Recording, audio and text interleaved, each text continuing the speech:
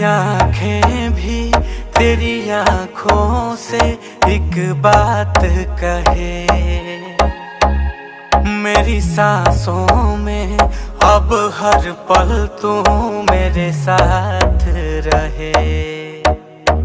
मुझ पे कर दे इतनी सी मेहरबानी, आजा दिल में वो लड़की दीवानी।